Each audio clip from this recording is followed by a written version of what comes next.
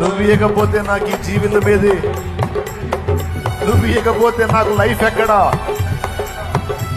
నువ్వు ఇవ్వకపోతే నాకు బ్రతికెక్కడా?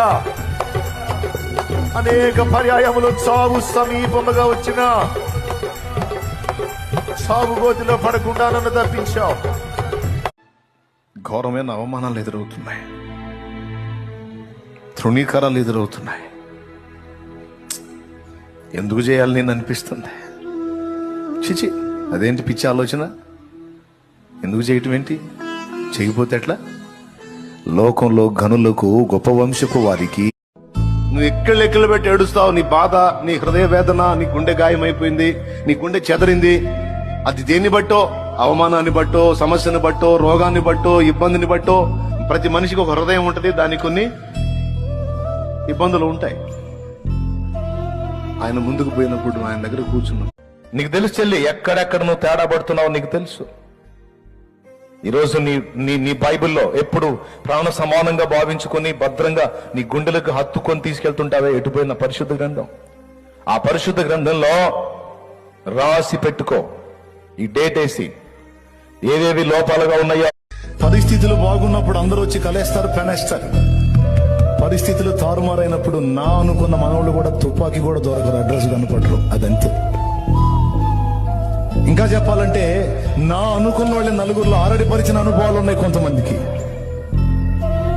నా అనుకున్న వాళ్ళ నవ్వుల పాలు చేసిన అనుభవం. దేవుణ్ణి అడగండి, నీ ప్రేమ నా గుండెల్లో పోయి తండ్రి.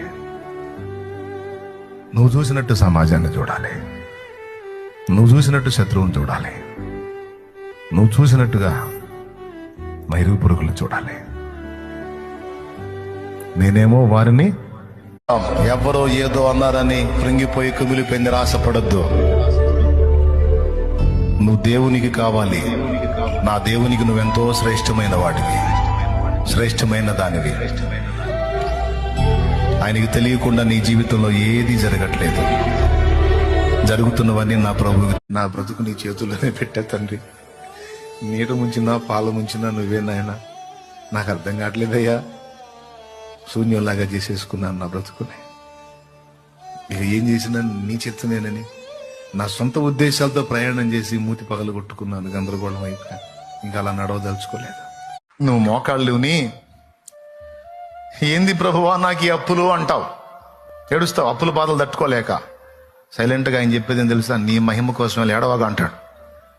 ఏం మహిమ? సొక్కా పట్టుకొని లాగేటట్టున్న రోడ్ల మీదకి. మహిమ అంటే మహిమ గాలంతా పోయేటట్టుంది. ఏంది మహిమ? పరువు నిలువున పోయేటట్టుంది. మహిమ అంటే మహిమ.